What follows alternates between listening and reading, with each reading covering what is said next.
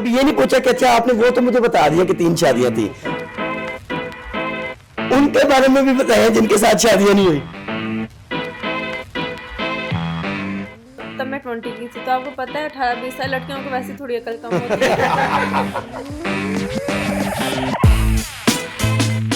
अस्सलाम वालेकुम नाज़रीन, आपकी आवाज़ के साथ अली अकबर एक मरतबा फिर आपकी खिदमत में हाजिर है। नाज़रीन, आज हम जिस शख्सियत के पास आए हुए हैं इनको आप बहुत अच्छे तरीके से जानते हैं। इतने इंटरव्यू इनके हो चुके हैं, मतलब कोई ऐसा सोशल मीडिया का बंदा नहीं, यूट्यूब का बंदा नहीं, मेन स्ट्रीम वाले कोई ऐसे चैनल नहीं है जिन्होंने आज अभी तक इनका आके इंटरव्यू ना लिया हो।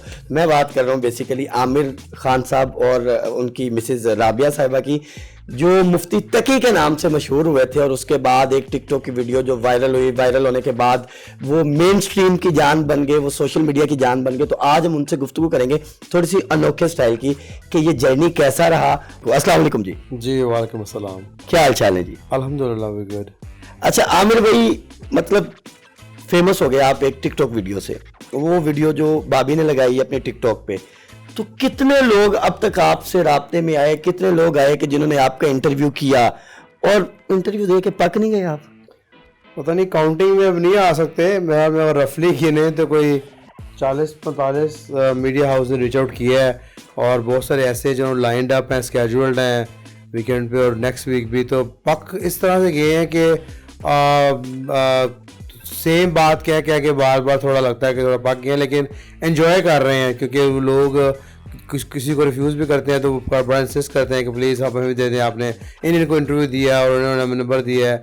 भाभी आपको लगता है कि जो आपका टाइम है वो आपको सही तरीके से पूरा दे रहे हैं या वो भी मीडिया के खाते में जा रहे हैं? नहीं, अपना टाइम इनसे मैं ले लेती हूँ, आप ही करने यानी कि आप निकाल लेती हो वो टाइम।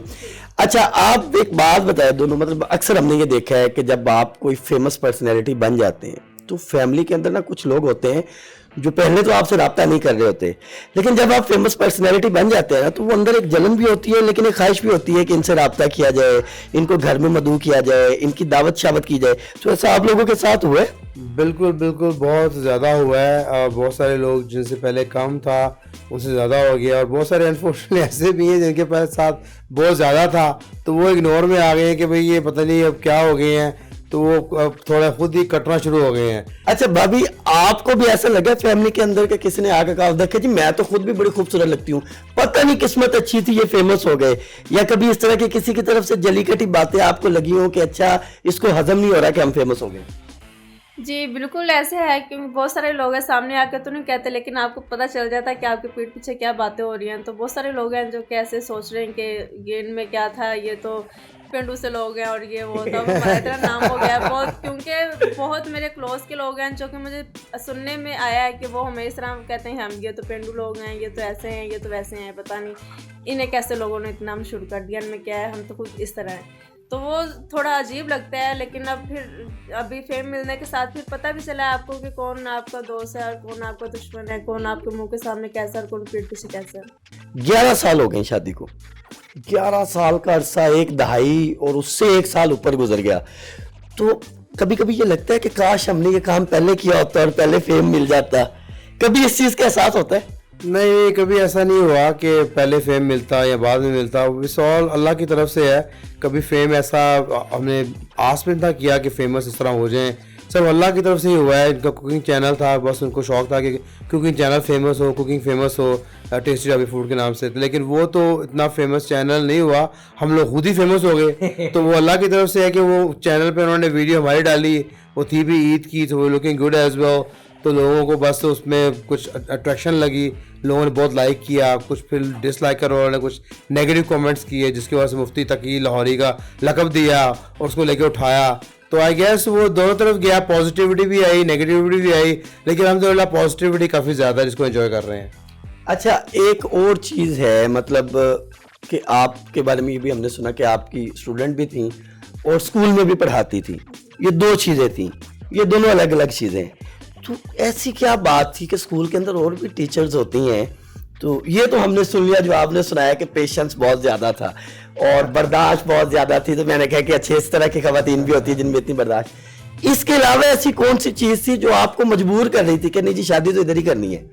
नहीं, ऑब्वियसली गुड लुकिंग थी ये अल्हम्दुलिल्लाह, सो गुड गुड ठीक है, क्या मतलब अब आप ये कहना चाह रहे हैं कि 40 इंटरव्यू के बाद अब नहीं? नहीं, अभी भी है, तब और भी ज़्यादा थी। बेसिकली मतलब ये था कि गुड लुकिंग थी, अट्रैक्शन थी, सब कुछ था, और बस किस्मत में थी है, और किस्मत में लिखा हुआ था, ऐसे ही होना था। बस कोई ना कोई टर्न ट्विस्ट ऐसे आए कि इस तरह ही मामला जाना था। और ये शादी, पता है आपको, किस्मत की बात है, जोड़े आसमान में बनते हैं, तो ये किस्मत वैसे लिखा हुआ था और इट हैज़ टू हैपन, तो इस तरह ही हुआ।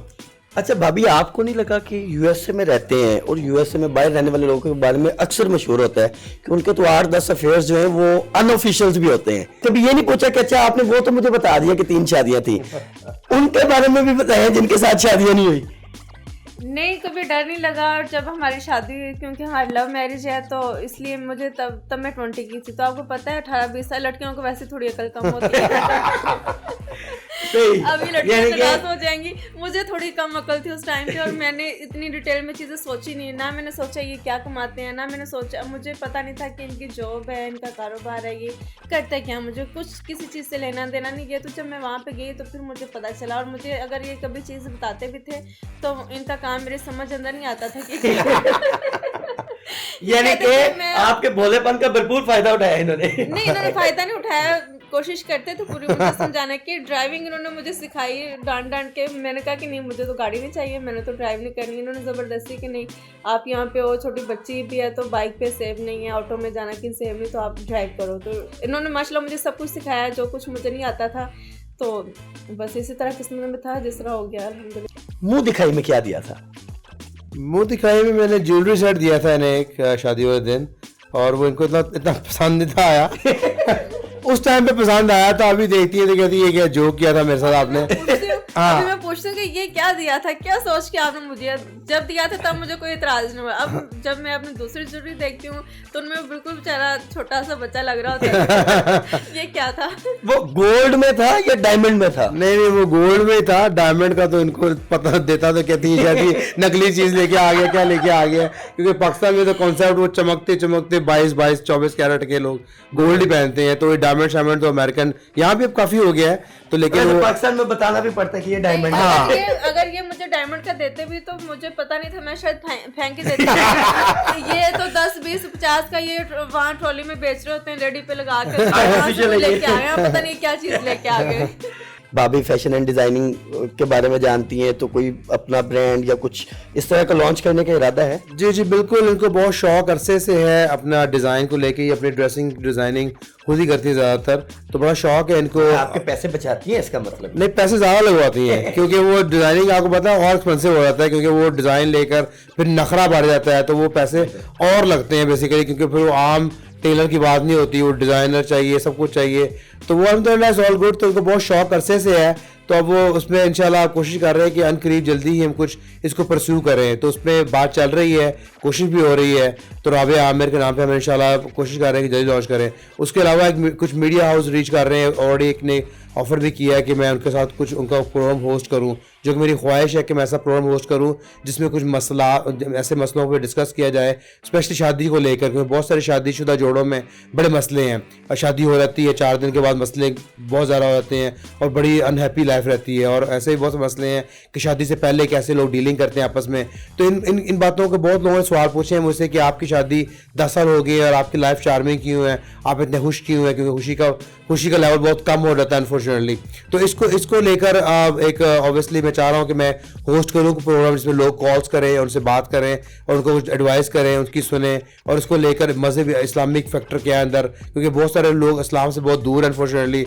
अच्छा भाभी, अक्सर होता है कि इस तरह के मोमेंट के अंदर आप टिकटॉक पे भी हैं तो मैसेज वगैरह भी आने शुरू हो जाते हैं कि आप किसी और से शादी कर लेती, आप तो किसी से भी शादी कर सकती थी, कोई इस तरह का दिल टूटा और जले कटे अल्फाज के साथ मैसेज करने की कोशिश, तो आपके साथ इस तरह कुछ हुआ? जी, बहुत ज़्यादा वो मैसेजेस हैं, वो तो मेरा ख्याल है कि पूरे पढ़े भी नहीं जाते। बहुत सारे लोग कह रहे हैं आपने इनसे शादी कर ली, ये हो जाता वो हो जाता, लेकिन वो जहाँ किस्मत में लिखा होता तो वही है। सस्ते लोगों ने भी बड़ी अप्रोच की होगी, बहुत सस्ते लोगों ने बहुत अप्रोच किया, लेकिन ये कि होता वही है जो अल्लाह ताला चाहते हैं। हमारा ये बिलीव है कि अल्लाह ताला के चाहे बिना कुछ भी नहीं होता, एक पता इधर से इधर नहीं हो सकता। तो इसलिए भी हमें ये फेम मिला, तो हमें कोई इतना हुआ भी नहीं, हमें पहले मिल जाता या हमें और ये हो जाता नहीं। अल्हम्दुलिल्लाह हम शुक्र करने वाले लोग हैं जितना मिलता है उस पर शुक्र करते हैं और सब्र करते हैं। It's all good. नाराजगी वाले मामले में फिर बनाने में पहल आप करते हैं या भाभी खुद ही मान जाती है? नहीं, मैं बड़ा लकी हूँ इसमें, यही मनाती है मुझे हमेशा, चाहे गलती आपकी भी हो। चाहे गलती मेरी भी हो।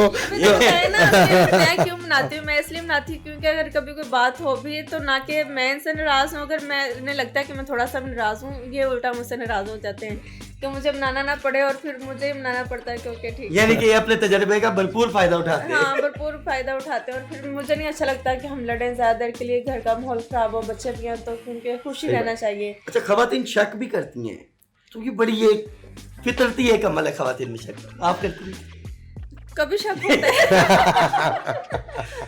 यार ना माशाल्लाह वो मतलब दीनी तालीम भी देते हैं, ये सारी चीजें, तो शक मतलब गुंजाइश नहीं बचती, तो किस तरह आप निकाल लेती है? मैं इसलिए इस तरह निकाले तो बहुत कम निकालती हूँ, मोस्टली तो नहीं होता। अगर आप कहें कि 100 में कोई 2% मुझे हो जाता है, 98% जो वो नहीं होता अल्हम्दुलिल्लाह। लेकिन 2% हो जाता है क्योंकि मैंने खुद से थोड़ा सा लग भी नहीं होने देती ना, हर जगह मैंने साथ साथ रहती है, इसलिए मैं कहीं जाने नहीं देती मेरे में।